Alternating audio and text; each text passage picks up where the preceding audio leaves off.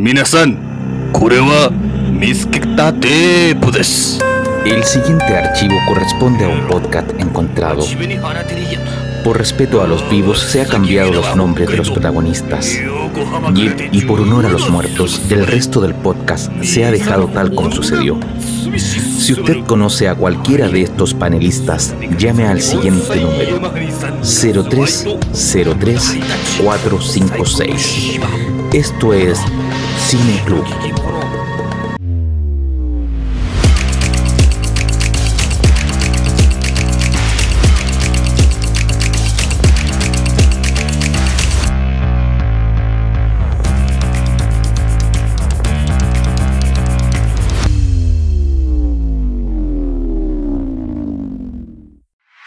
Cine Club es un podcast patrocinado por... ¡Nada, Leo! Si nadie vaga, pero somos independientes. Cierto, pero tú, que nos escuchas, nos puedes apoyar dejándonos comentarios, compartiendo nuestro material y también siguiéndonos en Spotify e Instagram.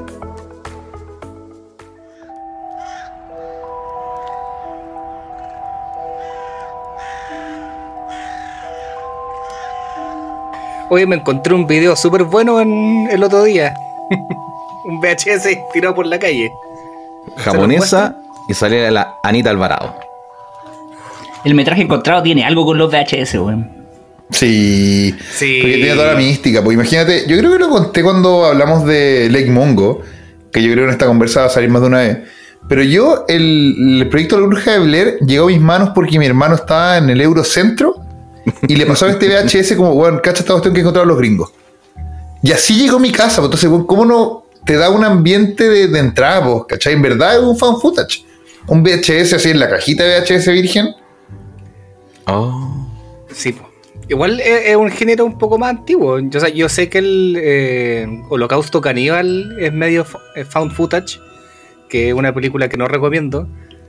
Pero el proyecto de la Bruja de Blair se llevó todos los premios porque la campaña de marketing fue como si fuera real. Pero era la que tenía que pegar el batatazo, porque Perry, esos años, también se estaban haciendo otras cosas. Se estaban haciendo, porque por la abducción McPherson y todo eso, Sí. pasaron colados.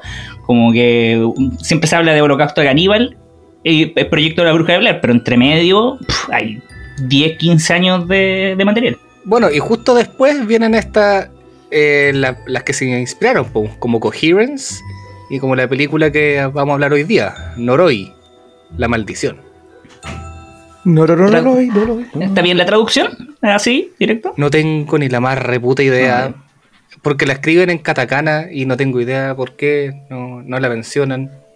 De hecho, Pero- es como una introducción al lenguaje japonés que parte con un puro kanji y se abre en tres. No, la verdad es que no lo sé, Diego, me pillaste ahí. Pero es una película que vi en su momento. Una amiga me pidió que la habláramos en Cine Club y dije, bueno, ya, es oportunidad de repasarla. ¿Al Y hay amigo o unas la cositas película? que es,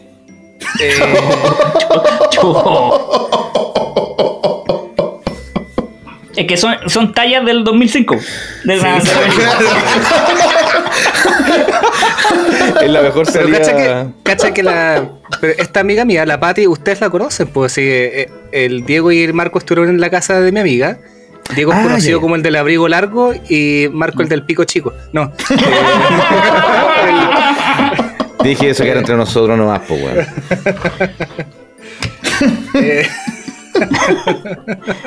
ya. Entonces ese fue el motivo de por qué la elegiste, dentro de todo el grupito de películas. No, pero sabes que hace rato que tengo ganas de hablar de cine japonés de terror de los principios de los 2000 y es bueno que entremos por una que no es la clásica.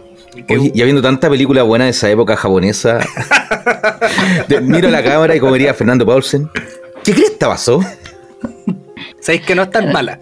Tiene weas malas, tiene weas estructurales malas de escritura, tiene una actuación particularmente mala, que yo creo que estamos todos de acuerdo quién va a ser, Sí. pero no es tan mala, weón.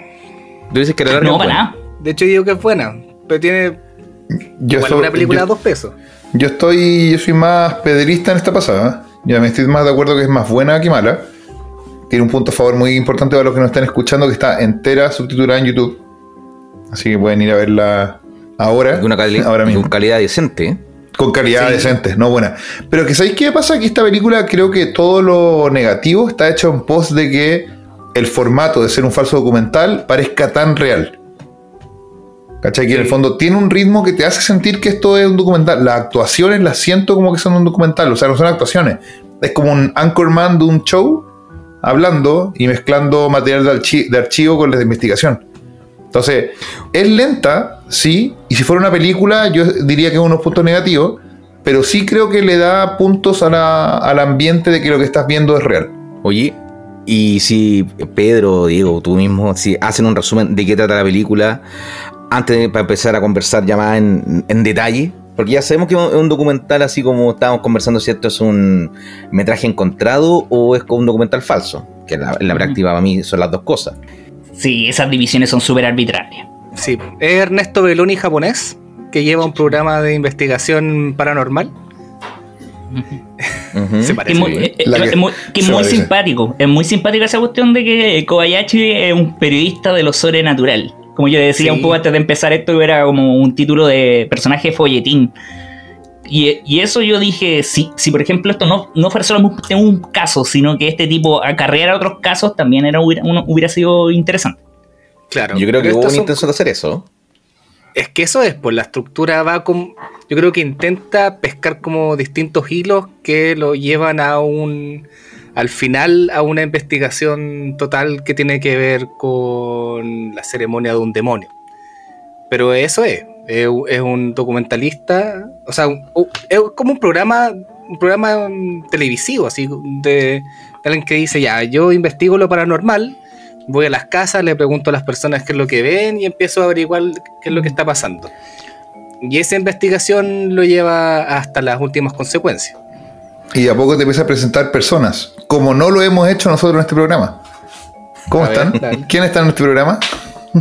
¿Quién nos acompaña hoy en la sesión de hoy? Nos presentamos nosotros mismos. No, aquí hoy, en el capítulo de hoy, está primero Marco. ¿Qué tal, Marco? Hola, gente. Hola. Quien le hablaba hace un segundo, don Peter. ¿Qué tal? Hola, ¿qué tal? Sí. Diego, buenas noches. Bien, aquí. Todavía no sé si me gusta o no me gusta la película, así que lo voy a decir al final. Clickbait.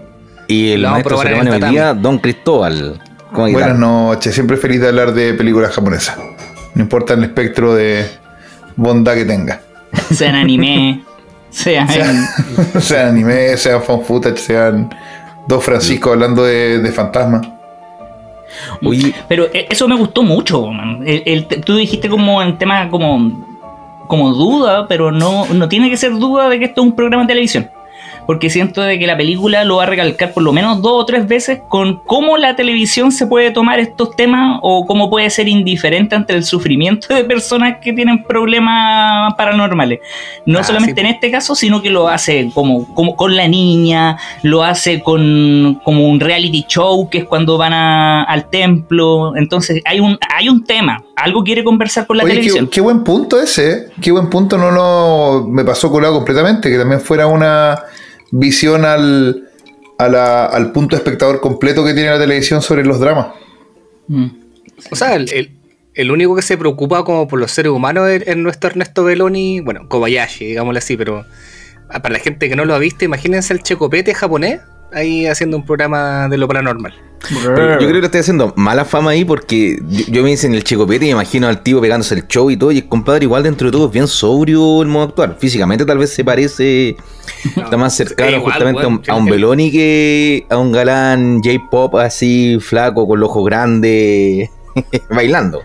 Ahora, una de las cosas que no hemos mencionado, que en esta película parte diciendo que este compadre, que era que es un periodista o que era el anfitrión de un programa de investigaciones paranormales, ha desaparecido y tras el incendio que ocurrió en su casa donde murió su esposa. Parte contando eso. Y lo que muestran son justamente las últimas grabaciones del programa que estaba haciendo. Y eso es lo que vemos nosotros como espectador. Y a mi criterio, encuentro que tal vez se alargaron mucho la escena. Me gusta esta idea del collage, donde también te muestran otro programa de televisión como para poder ir ampliando este abanico de audiovisual. Porque también cada archivo tiene como un código o mejor dicho, un lenguaje televisivo distinto. hablábamos del reality show, de esta cosa cuando van como van dos compadres muy pelotudos con la chica bonita, la actriz que una especie de cementerio, era un templo, a averiguar y van pasando cosas. Entonces, a mí el problema que tengo con esta película es que encuentro que abre mucho el abanico de personajes, lo cual no debería ser un problema per se, pero siento que van quedando en un principio, sobre todo la primera hora, muy inconexos y no con un ritmo tan entretenido como para que yo estar comprometido a saber qué va a ocurrir, porque después en el segundo acto, en la segunda hora, mejor dicho, como que todo eso confluye de buena manera. Pero tienes que padecer la primera hora de la película para poder disfrutar de lo otro. Tienes toda la razón, Marco. Sí, el tema, yo creo que le faltó unas repasadas de escritura porque se siente un poco inconexo. Creo que la estructura está bien pensada. Es decir, tenemos una investigación. Vamos a tirar por el lado de esta familia que escucha a los vecinos de al lado unos llantos de guagua con una vecina media loca. Tenemos a esta actriz de moda que tiene como el sexto sentido muy desarrollado, mejor que los Caballeros del Zodiaco, y le empiezan a pasar cosas cuando por el reality show termina yendo a un cementerio. Al mismo tiempo, este weón que no sale de su casa y lo atacan las palomas. Y tenemos como a un cuarto weón, el que se pone el sombrerito de tin foil porque piensa que los van a atacar los extraterrestres, ¿cachai? Y las todo larvas eso se astrales. Claro, las larvas astrales, pero digo, como la caricatura del weón conspiranoico. Y es la niña verdad X-Men, que mientras no haya hilos conductores, o sea, no conductores, hilos que los unan, se empieza a sentir un poco inconexa la película. Y en los días de hoy como que te podrían dar ganas de pausar. Sí, entre la historia de Cana y Mariko, que van a hacer cosas importantes. Marica. Marica. Marico, ¿qué dice? No hay no hay Marica ninguna. Es la actriz y Cana es la niña. Claro, no hay ninguna conexión.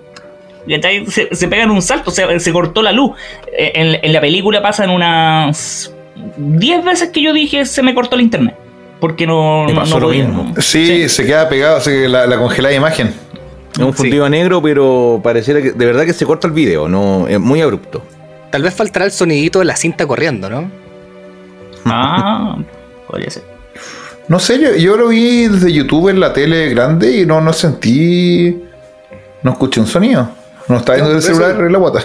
No, yo tampoco lo escuché, por eso digo que pudo haber faltado el sonido para darte la sensación de que no se cortó. Oye, y tomando el punto que decía Marco, ¿sabes qué? No lo había visto, insisto lo de antes, que yo mis problemas con el ritmo se lo atribuía a tratar de hacerla más real, pero efectivamente, a lo mejor el ensamblaje de personajes podría haber sido más rápido. Porque esa escena está súper buena, me gustaron la mezcla, la mamá con la vecina loca, después te mostraban esta parte de youtubers como lo paranormal, que me da risa porque siento que he visto 20 veces ese tipo de canales en YouTube, lo sentí súper real esos compadres. Sí, El gallo del tinfoil, como que sí, a lo mejor podría haber sido una cena de cada uno, 2 cucharadas y la papa. Y en vez de eso, efectivamente, te lo desarrollan, te lo mezclan con programas de televisión de marica, ¿cachai?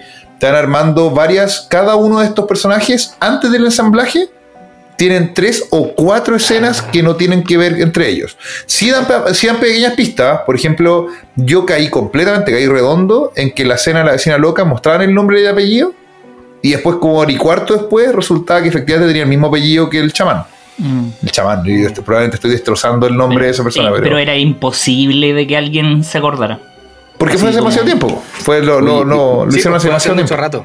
Yo encuentro que la película está recargada porque todo lo que estamos hablando de estos personajes que sean distintas etapas está súper bien. Creo que tiene un montón de muy buenas ideas la película. De hecho, conversa con un montón de otras obras que a mí me gustan. Tiene todos los elementos, pero encuentro que hubo impericia y falta de rigor en cuanto a qué editamos y qué eliminamos, y para eso tenemos el lenguaje cinematográfico para hacer mucho más eficiente ciertas presentaciones. Un ejemplo, hay un concurso con niños que supuestamente todos tienen capacidades paranormales y le hacen que con los ojos... es como la escena inicial de los cazafantasmas. Sí. Están probando si tienen poderes psíquicos. Las cartas Zener, que se llaman. Claro, y acá están haciendo algo bastante similar, que en el fondo es, los niños no pueden ver un elemento y tienen que dibujarlo. Y así y hay una niña que acierta todas las cosas, salvo en una que hace un dibujo medio raro, que va a ser uno de los personajes que vamos a seguir. La duración de ese segmento es demasiado larga cuando pudiera haber hecho así como un mismo resumen. La mejor manera que lo puedo explicar es como cuando tú ves el matinal, no sé, tenía la oportunidad de ver, años que no veo, pero cuando estaba enfermo, estaba en la casa pre-internet y me quedaba viendo el matinal, cual sea, eran horas de relleno hablando lo mismo, repitiendo lo mismo. Pero si tú veías el capítulo, pasaba algo interesante dentro de un matinal de televisión y veías como en la cápsula de 2 minutos, era todo muy interesante lo que veías porque habían eliminado el ruido, habían eliminado los pedazos vacíos, todo el aburrimiento. Acá siento que nos muestran la imagen en crudo de esos programas con la letanía que tiene el programa cuando se están dando en vivo. Entonces, eso creo que resiente, o al menos a mí me pasó, el ritmo de la película. Entiendo que lo quieren hacer para que sea algo... Es como el mismo problema que tiene la primera parte del Brutalista. Ahí la dejo. Como una presentación de personajes que en su momento fue de 1 hora 40, que pudo haber sido de 40 minutos. En esta, bueno, fue 1 hora y pudo haber sido media hora. Lo bueno es esa escena que decía Marco, que al final termina y la pendeja está raja dormida y le dicen, a lo mejor fue muy largo, fue muy larga la sesión. Y ahí uno entra cerrando los ojos por esa parte. Sí, y también pues, explotan a la cabra chica, cual Cristel ahí me duele la guatita. Claro, este es el año 2004 lo que está ocurriendo todo. La película es de esas fechas. Así que yo creo que un poco de explotación infantil todavía sigue existiendo para ese tipo de cosas. En Asia no creo. No, para... Bueno, de hecho, ese estudio no iba a tener aplicaciones militares después. Pero... Oye, ¿esas cuestiones existían? ¿Ese tipo de estudio así en programas de televisión? De más. No sé en Japón, pero acá en Chile había un programa bien entretenido que al menos a mí me gustaba un montón, que se llamaba... ¿cómo se llamaba? Psíquicos. Donde también habían personajes... La de las hermanitas Peña. La hermana Peña, era el BAM, que ese, ay Jesús Dios mío, y ay, un montón de personajes. Sí. Y hacían varias pruebas que trataban de demostrar si tú tenías poder psíquico o no. El tema es que por su naturaleza extraña, ¿cierto? Los fenómenos paranormales son muy difíciles de estudiar con el método científico porque no son replicables. Entonces lo que se intenta hacer muchas veces es tratar de estandarizar ciertas pruebas, como las cartas Zener, que tú mencionaste en los casos fantasma, que es yo tengo un naipe gigante, la otra persona solamente ve el dorso del naipe, y yo veo la imagen, y hay una cruz, unas olitas, un círculo, un triángulo, cosas así. Y el otro tiene que adivinar qué es. Pero en Japón no sé si habrá habido. Ahora, yo creo que en Occidente somos más propensos a ver este tipo de cosas porque somos más descreídos, se supone, con lo que es todo lo que es paranormal, hechicería, espiritualidad. Para los japoneses, el shintoísmo, todo este tipo de cosas, como que tienen mucho más integrado en su día a día el vivir con los espectros, con los fantasmas, con lo paranormal. Como que yo vi en las películas asiáticas ocurre un fenómeno paranormal y como que de inmediato todos saben que tienen que hacer algo, tienen que solucionarlo. En las películas, por ejemplo, más de Hollywood, es el hombre usualmente diciendo, no, te estás imaginando esto, Mary Jane, no, debe estar en problemas de los nervios, y como que la primera mitad de la película como que cuesta mucho que las otras personas se hagan cargo o asuman de que están viviendo un fenómeno paranormal. Pero Japón, es más familiar, pero es más familiar como el fantasma en Japón. El tema de la posesión demoníaca no es necesariamente lo más común. Pero tiene un punto, Marco, porque no sé, pensando en El Exorcista, película clásica, recién se recurre a la religión después de pasar por todas las pruebas científicas, ¿cachai? En El exorcismo de Emily Jones también como que es todo un juicio de la veracidad de la situación. Y en esta película no hay una temática porque es la investigación del buen paranormal a medida que va, entre comillas, develando el misterio, porque si es que uno entiende que lo llega a resolver. Oye, mini paréntesis, en Exhuma, que es una película que también tuvimos muy buen capítulo, me gustó mucho esa conversación, también se trata sobre temas paranormales, claro, una película coreana, que también tiene elementos casi exorcista, demonio y cosas así, y también está esta cosa donde las creencias antiguas versus las creencias nuevas de la ciencia, pero que a pesar de eso son mucho más abiertos a creer las cosas. Entonces, yo creo que es una de las ventajas culturales que tiene esta película, donde no perdemos tiempo en será verdad o será mentira, como que tienen que averiguar inmediatamente cuál es el mal que aqueja para poder saber, una vez sabiéndolo, para ver cómo solucionarlo. Y es lo que está haciendo este investigador paranormal, como que nadie del alrededor, o al menos en la película, no te lo plantean como que es el loquito que está tratando de ver. No es el Salfate, a eso voy, que la gente, tú dices, ya, Salfate tal vez va a una casa embrujada, pero la gran mayoría de la gente cuestiona la racionalidad de que está haciendo ese tipo de cosas. Acá no, acá es un dato de la causa y avancemos nomás. Claro. A mí me gustaba cositas separadas que tenía la película, como que en su totalidad siento que es donde peca. Pero en como varios puntitos positivos que iban ayudando, yo encontraba como pequeñas maravillas. Como por ejemplo, no sé, cuando se iba y se despedía de la vecina y decía, en 5 días murieron. Ya, perfecto. Esos son como detallitos que eran muy, muy creativos. O sea, cuando graban durmiendo a la chica, Actividad Paranormal vendrá unos años después a hacer lo mismo. Pensé lo mismo. Sí, y acá está mejor hecho. Y acá está no sé, pero sí lo hizo. Hay varios de esas. Está la vecina de Marica, que es una de las que suicida, y junto con ella se suicida el weón que vivía solo ahí. El de las palomas. El señor Osawa. También tiene esas cositas que son entretenidas. Pero en definitiva, la investigación lo lleva a un pueblo reculeado, donde al parecer se hizo mal un ritual para detener un demonio. O sea, que inundaron la zona, pues. No pudieron seguir haciéndolo. Claro, no pudieron seguir haciéndolo porque inundaron la zona. Claro. ¿Qué zona? Mi cabezona, sí. Pero a mí, yo no quiero, antes de tirarle flores, yo quiero pegarle a la cuestión que me molestó mucho, que fue la actuación del gallo Tinfoil. Oh, por Dios. Porque me parece que era un papel fácil. Hacer de loquito en general no es tan difícil, y que te quede mal, tienes que estar muy... No sé si es porque... Pero ¿será tan mala mucho, o es tan desagradable para nosotros escuchar como el chillío japonés? No, yo creo que acá estamos acostumbrados al chillido japonés, que no todo el mundo le va a molestar eso. La actuación es mala.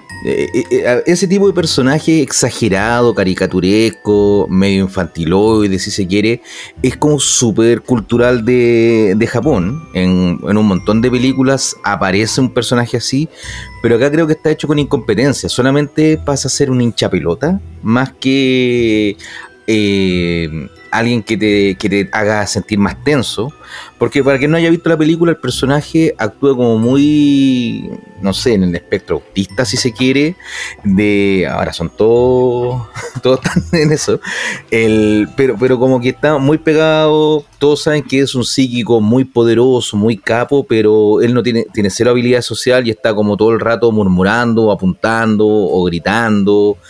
Y cuando la película se pone más tensa, él empieza a aumentar también la intensidad de su comportamiento, pero de un modo muy desagradable.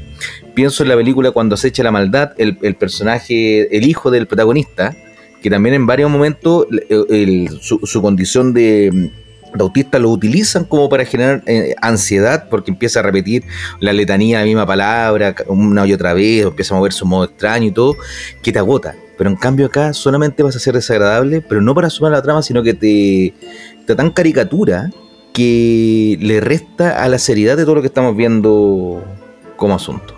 Creo que está más cercano a una caricatura, ¿cierto?, que a un personaje carne y hueso.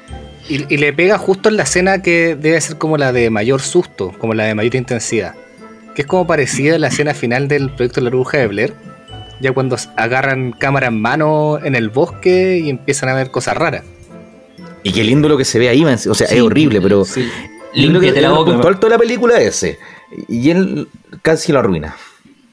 Es que por eso digo que esa escena es maravillosa, y como que ya esos chillos podría ser que lo arruinan un poquito. pero creo que en general, en toda la película no está muy bien. No está. No dan en el clavo correcto nomás. Yo en mi apunte lo tengo anotado 2 veces, hueón penca. 2 veces. ¿Sabes qué? Es que yo creo que ese compadre, la tarea, yo creo que lo que le habían pedido a él y por eso no funciona, es que fuera un gallo que no puede estar ordenado con sus propios pensamientos por todo lo que está escuchando alrededor. Como que yo siento que ese es el personaje que necesita esta película. Un gallo que está aislado porque no tiene que dejar de percibir cosas paranormales. Y acá, en cambio, fue, como diría Ben Stiller, se fue a full retard. Y eso nunca funciona. Sí. ¿Cachai? Y ese es el problema. El weón es insoportable. ¿Cachai? No es el weón no es el weón dañado. No es el weón que no puede vivir en sociedad por culpa de sus poderes. Toda la razón, Cristóbal. Le diste el clavo, Cristóbal. Yo creo que así se hubiese arreglado mucho más. Es como un niño berrinchudo, más que cualquier otra cosa. The Boys y el personaje que hizo el niñito de Sexto Sentido, como el que no puede dejar de escuchar el pensamiento del otro jugador, una wea así hubiese funcionado mucho mejor. O El Hombre de Negro 3, que es una película que en general la patean en el suelo y a mí me gusta bastante, fíjate. Hay un personaje que puede ver los diferentes futuros. Y también tiene como esa cosa de que Rete puede estar hablando contigo y está viendo distintos futuros al mismo tiempo, entonces tiene como esta cosa rara. Sí, y está lleno como... Y está abrigado, está lleno de gorritos, ¿cachai? Como un poco para dejar de ver un rato. Está sobreestimulado. Pero acá solamente hay alguien que grita exagerado y que no... Está en otra película ese weón. Sí, está en otra película. Y a veces esa cuestión, esa yuxtaposición, esa contradicción, ¿cierto? Absurda, funciona en las películas. Pero acá creo que si estamos todos, si en alguna cosa hemos concordado todo, es que es el punto más débil de la película. Sí. Yo creo que también hay un tema de guión que podríamos pasar a discutir, que tiene que ver con la posibilidad de descubrir el misterio. Claro, que eso es como que escribí el guión desde atrás. Entonces, bueno. Si lo escribís desde atrás, obviamente te van a encajar como todas las piezas, pero si vais desde adelante te están escondiendo información y no es que se esté resolviendo el misterio, sino como que van apareciendo de la nada informaciones que uno no tenía y en esta película es de la nada. Es de la nada, pero creo que tenía la idea de por ser el found footage, porque creo que en definitiva, si uno se pone a pensar, el detective mismo, el Ernesto Kobayashi, como que no logra entender lo que hizo. En real la película en ese aspecto, porque yo como espectador también me sentí muchas veces a la deriva en la película. Y era, tal vez me estoy saltando algo, me equivoqué en algo, estuve cabeceando, estuve pajareando. ¿Qué ocurrió? Y no había agarrado el celular, así que no era ese el motivo. Me pasó lo mismo. Siento que esta película, si hubiese sido no como metraje encontrado, o hubiese sido como más, entre comillas, hollywoodense, más tradicional, que hubieran hecho como el remake del Aro, o la misma versión japonesa del Aro, tal vez hubiese funcionado mejor. Pero al verse constreñida, ¿cierto? En el metraje encontrado, que también en la escena final, en el finalísimo, yo encuentro que eso es un defecto que ya se supone cuando estoy haciendo, no voy a caer en spoiler, pero una de las grandes ventajas que tiene el metraje encontrado es que cuando tú estás con cámara en mano eres espectador en primera persona como si fuese un videojuego, entonces te da más susto directamente, tú ves de inmediato la información que están viendo en el momento los protagonistas. Pero por otra parte, unas limitantes que tiene es cuán verosímil es que alguien esté con la cámara todo el tiempo. No sé, si le están agarrando a piedrazo a un cabro chico en la cabeza, probablemente yo no voy a soltar la cámara y voy a ir a ayudarlo. Pero si tal vez estoy grabando un documental, sí voy a seguir grabando todas estas cosas porque para mi programa de televisión eso va a servir. Entonces encuentro que ahí la película le faltó tal vez una vuelta, un hervor, porque encuentro que todas las ideas son buenas. Y analizamos escena por escena, personaje por personaje, así como tiene un personaje que es el protagonista, el investigador de la televisión. Hay un psíquico súper poderoso, pero que tiene problemas para relacionarse porque está abrumado con los ruidos paranormales de todo lo que lo rodea. Perdida. Tiene una niña, y que más encima es como Carrie, que tiene poderes psíquicos, que puede hacer brotar agua de un vaso que no tiene agua. Me gustó mucho esa cuestión también. Tiene una vecina misteriosa con niños y con llantos de bebé que no sabe de dónde salen y que desaparece. Y esto, la otra persona que lo menciona es asesinado.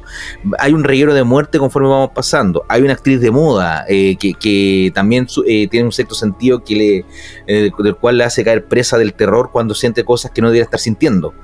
Todos esos elementos de este cóctel creo que no cuajan de manera precisa en lo que nos quiere contar la película. Pero igual es perdonable para una película tan barata, ¿o no? Sí. Ahí vamos a tener que hablar. Que creo que es más barata, pero sí. Yo creo que entre verla y no verla, mejor verla esta película. Sí. O sea, no, es que lo que pasa es que esa es la época de oro del terror japonés, y película que pillaba ahí es de buena para arriba. Y yo creo que esta igual se saca el azul, si no. Sí, pese a que no me gusta, se saca el azul. Eso hay que dejarlo claro, que no se escuche tan pesado el comentario. Claro, lo que pasa es que 20 años después ya no te sorprende tanto la forma. Has visto muchas repeticiones. De hecho, hay toda una secuencia que cuando lleguemos a los spoilers yo le decía esa es la secuencia Laro, porque estoy seguro que la sacaron de ahí estructuralmente hablando. Y entonces uno puede decir, puta, la weá, ¿le funciona o no le funciona? Tal vez un intento. Ahora este gallo, el director Shiraishi Koji, se saca una película al año prácticamente, el compadre, igual es prolífico. Y se sacó una maestra. Sí, pues. Una hora mayor a su haber. Sí. ¿Cuál es, Cristóbal? Sadako versus Kayako. Este compadre le gustan las modas, ¿cachai? Sacó found footage cuando estaba de moda el found footage. Después estaba de moda Alien Depredador, Freddy contra Jason. Dice, ¿qué voy a hacer yo con mi cultura japonesa? Tate. El aro contra el grito. Qué buena época. Pero qué buena época. Sí. Todos los japoneses eran buenos. También teníamos los found footage, eran muy buenos. Y tenían el sabor a novedad, que también es un detalle. Sí, pues yo recuerdo que en esa época me atosigé viendo películas. Perdón. No, que iba a decir que los found footage eran muy distintos, pues era como poco menos así como un casco de un astronauta, un celular, era todo nuevo, entonces se probaron todos los found footage. Ah, sí. Bueno, Lake Mungo, el celular ahí clásico. Ahora, donde gana Lake Mungo, creo yo, frente a Noroi, es que Lake Mungo igual tiene un subtexto de lo que te está contando. Y creo que Noroi es mucho más apegada al género de terror. En todo es mejor Lake Mungo. Esa es mi postura. Pero no entendí el punto, Peter. ¿A qué te refieres más con el subtexto? Que tiene toda una conversación que se puede hacer a través de los muertos y las culpas, y de lo que pudimos haber hecho y de lo inevitable que es la muerte, mientras que acá no va. En el fondo, mencionamos Lake Mungo porque tenemos un capítulo de eso, a que lo escuchen si es primera vez que escuchan este capítulo o no han visto la película, está en YouTube para que la vean y escuchen el capítulo, que podríamos resumir que Lake Mungo es la gran pregunta de, como diría Federico Lupi, ¿qué es un fantasma? Y de eso se trata eso. Ahora, esta película que estamos hablando hoy día, Noroi, creo que la emparento más al trabajo fallido, y así lo catalogo desde mi opinión, similar a lo que pasa con Late Night with the Devil, que es una película que me gustó, que entretenía, que también tiene algo pseudo found footage o documental falso, ¿cierto? Que supuestamente son las imágenes que estamos viendo en un programa de televisión y lo que ocurrió ahí, donde todos los elementos que están son súper buenos, pero tal vez no llega a redondearse la idea o no llega a redondearse la obra para hacer algo mucho mejor. Y si alguien, lo que nos está escuchando, creo que siempre repetimos lo mismo, pero si estamos hablando de esta película es porque le encontramos valores, le encontramos que tiene cosas meritorias, pero somos hueveados. Entonces buscamos siempre tratar de buscar de por qué no es una obra maestra, por qué es una película perfecta de terror, y en ese tipo de elementos vamos sacando ideas, vamos sacando a ver la costura al traje, ¿cierto? Que creo que enriquece la conversación, porque no necesariamente uno tiene que ver solamente obras maestras o obras seminales, porque esto también nos sirve para comparar mismas películas del año 2004, 2005, 2003, ¿cierto? De japonesas del mismo estilo. donde tal vez pueden ser más competentes, menos competentes, pero creo que esto es una buena muestra de lo que era el terror que se estaba haciendo en ese momento. Sí, de hecho con Marco siempre hemos querido hablar de Cairo y no se nos ha dado la oportunidad de hacerlo. ¿Cuál es Cairo? Ah, el fantasma del internet. Y allí, yo se lo he comentado en persona a ustedes, pero hay un fantasma que es idéntico a mí cuando tenía 15 años.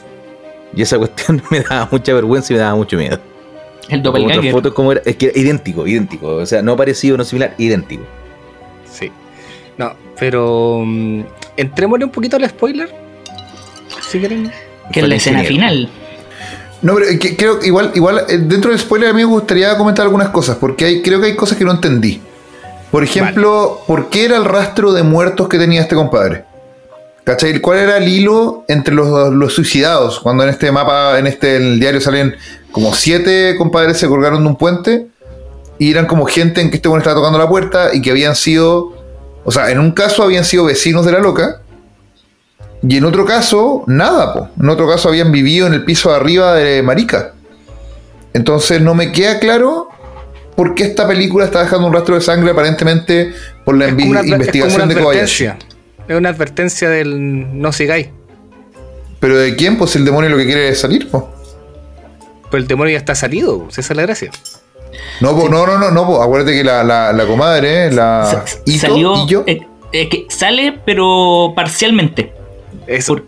Porque, claro, al principio es como de hecho. En el ritual antiguo, como que salió parcialmente, pero ahora está usando a esta mujer para conseguir los elementos para hacer el ritual y salir completamente. Exacto. Ya, o sea, claro, porque como no había podido hacer el rito por la inundación. Sí, piensa que en el aro también pasa eso de un fantasma que sale parcialmente. Y es cuando la protagonista cuando la saca Nicole Kidman. Naomi Watts y la boca te quedan de mismo chuchito. No. Pero pasa lo mismo en la versión japonesa. La saca del foso, del aro, del pozo. Ahí es cuando ya el fantasma se libera completamente. Pues, y el pendejo, en la versión gringa lo hacen más evidente porque somos más huevonados en Occidente. Le dice, ¿pero por qué hiciste esa weá? Así como, va a quedar la caga. Bueno, acá pasa lo mismo. Es lo mismo. Hay una agencia del demonio, pero no está 100% completa. Por eso necesita Kana. Porque le falta el medium para que pueda hacer. Claro.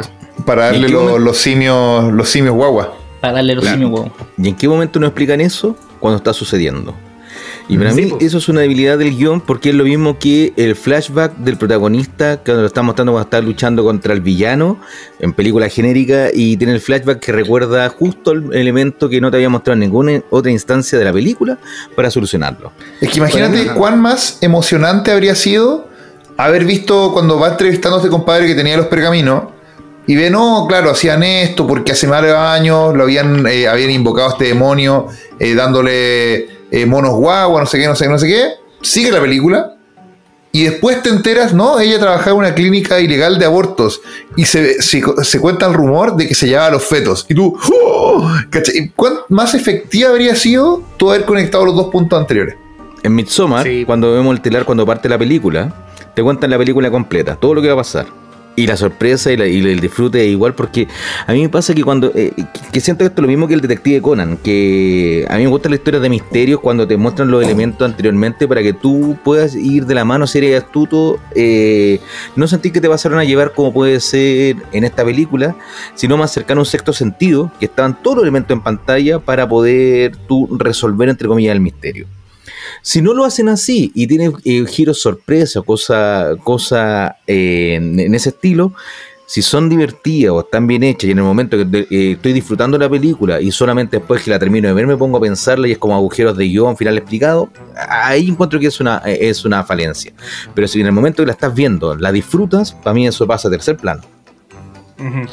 Pero tiene un punto, Cristóbal, también, porque como te lo explican en el mismo momento, no te dan los elementos para resolverlo, puede generarte el efecto de no entender lo que está pasando. Y eso está mal. Oye, nosotros, ya acá me voy a tirar los pedos más arriba del culo, pero es por una cierta razón. Nosotros vemos hartas películas, nos gustan las películas. A ti, Cristóbal, te gusta el mundo japonés, un sucio otaku, todo ese tipo de cosas. Te gusta hablar de películas japonesas, además. Grabamos un programa donde opiniones más callamperas, menos callamperas, ideas más buenas, menos buenas. Pero llevamos un poquito más de un año grabando un podcast semana a semana, más de una vez a la semana. Si nosotros que nos concentramos viendo películas, estamos acostumbrados al cine japonés, tenemos todos estos elementos para así decir como ya tengo el bagaje para poder entenderlo. Llego a grabar una conversación y quedo con... ¿entendí mal el final? ¿O por qué pasó esto? Significa que o nosotros no estábamos tomando atención como corresponde, o hubo efectivamente impericia por parte del director en presentarnos la idea que quería transmitir en la película. Claro. Y a mi criterio es lo segundo lo que pasa. Sí. De hecho, yo creo haber entendido más por haberlo visto una segunda vez. Pero si lo hubiera visto la primera, me hubiera quedado con un montón de dudas. Yo veo un resumen de YouTube, fui esa persona que fue a ver el final explicado. A mí la parte que les decía que me parece un poco robada del aro es ya cuando Kobayashi entra a la casa donde se realizó el ritual. Está esta señora loca muerta, encuentra a Kana muerta y está este niñito que era como el hijo de la señora y lo adopta. Esa es buena. La decisión de adoptarlo es bien sacada a la raja. Súper. No tiene sentido ni legal ni natural. No, pues no tiene ningún puto sentido en nada. Porque el guión está escrito al revés. Porque lo que él quiere es que el cabro chico esté participando en la escena final del incendio. Sí. ¿Cachai? Entonces el objetivo de esa escena es llegar al final. Entonces por eso es que el guión está escrito de atrás para adelante. Claro. Tenés razón, Diego.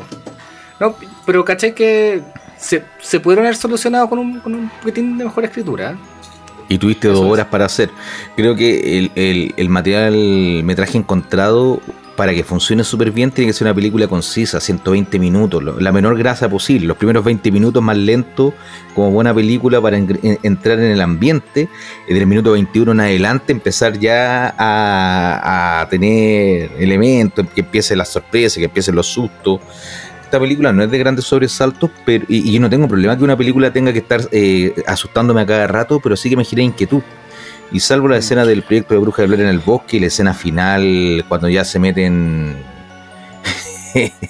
cuando ya aparecen justamente todos los muertos, creo que no tiene más susto que eso. Parte un poquito antes los sustos, y creo que deberían haber partido antes si lo que quería era asustar. Que a medida que avanza la película uno entiende que eso era el foco de la película.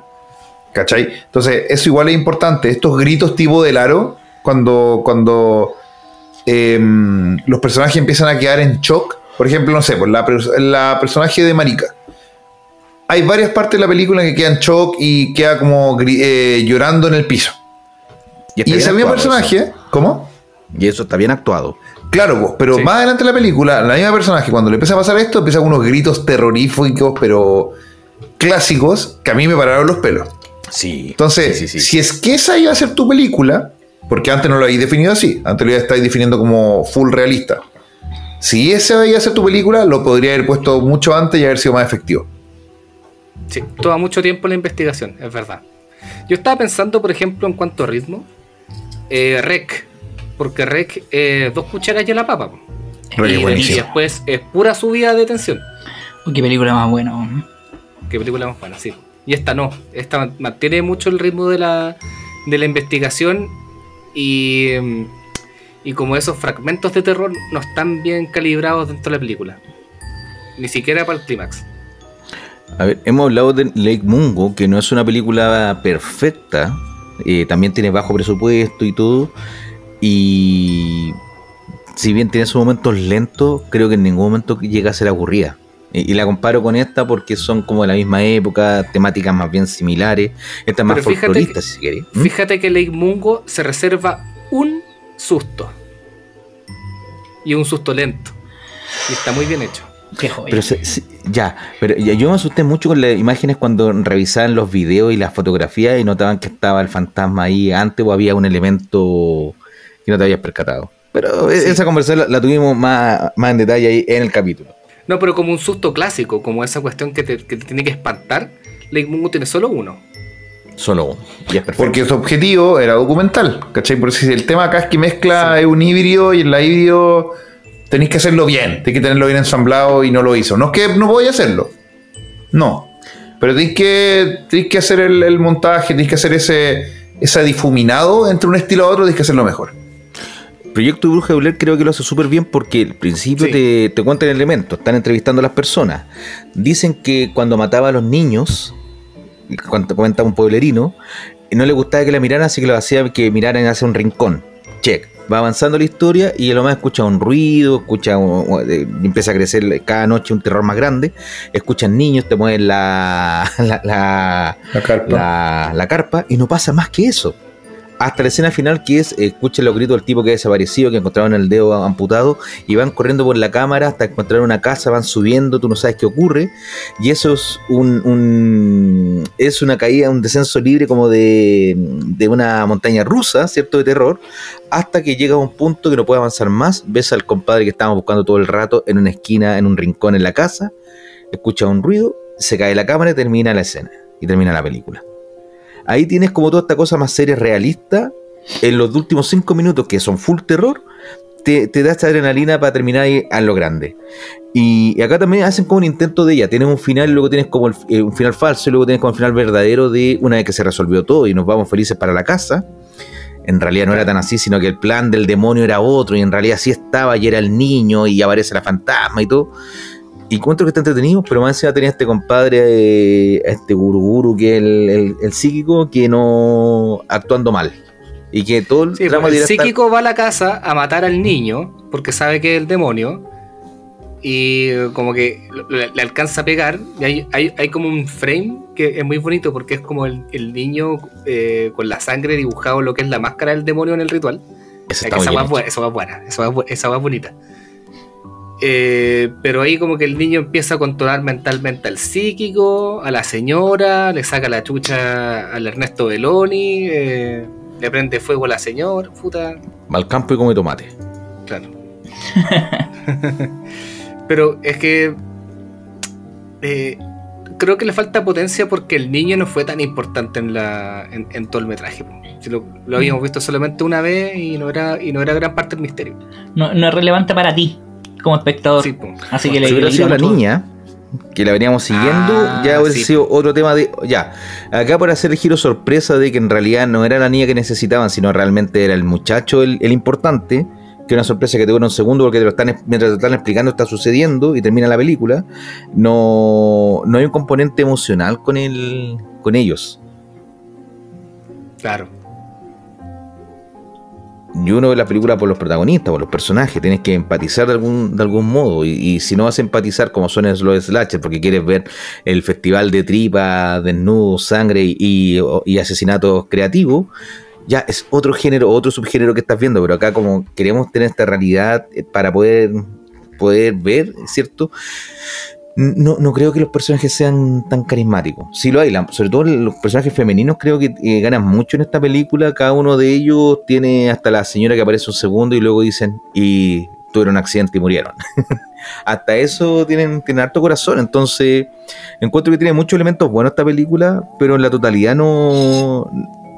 Son esas las aprensiones que tengo, que me hace como tal vez no la vuelva a repetir tan seguido como otras películas. Oye, es difícil hacer un found footage, weón. Súper. Yo creo que lo más peludo es poder saber dónde puedes meter información y siga siendo realista. Que es donde se cae Late Night with the Devil, que así tiene de repente como camarógrafos con cámara al hombro yendo al backstage de los programas de televisión para decirte siempre cápsulas perfectas. Por ejemplo. Sí, buen ejemplo. Sí, es difícil como el hecho de cuándo seguir, cuándo cortar, qué información, cómo entregar la información. No, y que parece que es fácil de hacer, entonces te engañan. Sí. Entonces, por eso que hay tanto metraje encontrado. Si uno quiere como ponerse otaku de una pura cosa, puta, te metí a YouTube y es una cuestión, un mundo interminable de lo que es el metraje encontrado. No, obviamente hay algunas que se escapan y son cine. La gran mayoría son otra cosa, ¿no? Un producto que de la gente que cree que puede hacer el metraje encontrado, pero es muy difícil. Que así tiene re pocos cortos que yo digo que se salvan. ¿Cómo por dónde? ¿Cuál? No escuché. VHS. Sí. Bueno, en VHS 2 está mi corto favorito y una historia de terror favorita, que es la de la secta indonesia, como muy Jim Jones de asesinatos, de estos cultos suicidas, pero con la llegada de un demonio de una mujer embarazada. Debe durar media hora, 25 minutos, y ahí también hay mucha información que está metida con force, pero está tan entretenida la película que da lo mismo. Que es la típica y es muy de lucha libre esa cuestión, ahora que lo pienso en metraje encontrado, cuando dan información, que es como cuando tenían la cámara y veía ahí, no sé, a Triple H conversando con otro, y supuestamente nadie sabe que hay una cámara. Claro, en el estacionamiento. Y en todas las semanas, en todos los capítulos, cómo van a confabular contra otro. Y está por ahí. Yo creo que eso está al límite con los videos de la doctora Bolo, la Laura en América, cuando pillaban al enamorado. La referencia, bueno. Jerry Springer.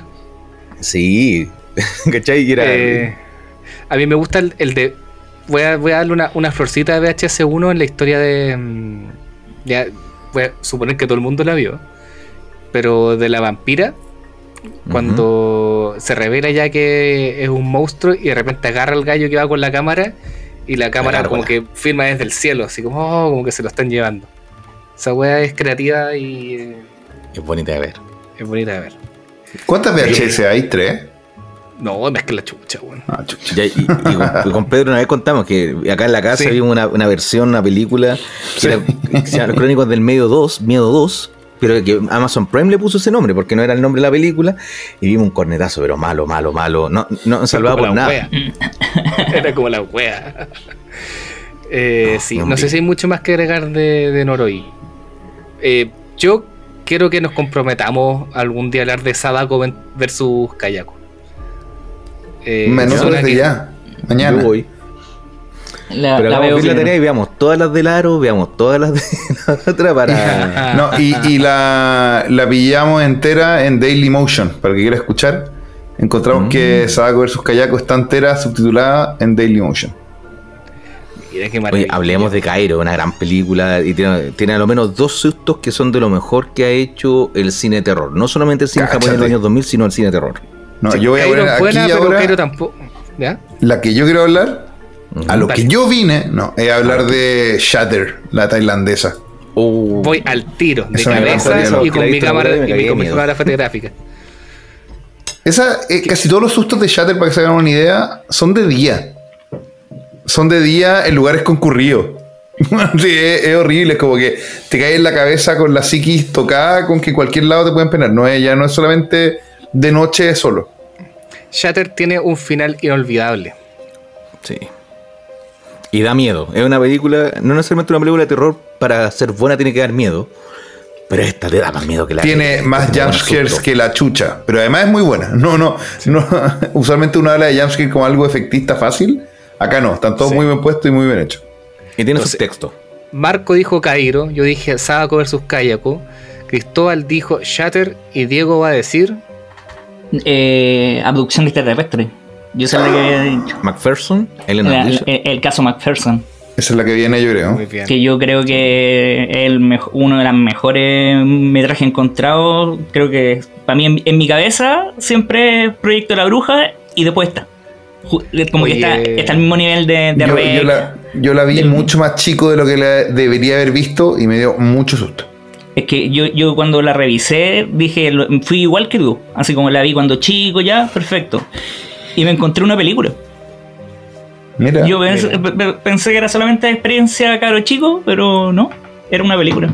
Aprovechemos esta oportunidad, nos ponemos de acuerdo a la salida. Perfecto. Oye, ha sido un gusto conversar con ustedes, muchachos. Nos saltamos las recomendaciones que ya están hechas. Y tarea para la casa, a la gente que no tarea para la casa. Sadako es buenísimo, weón. Qué buen monstruo. El Aro es buenísima.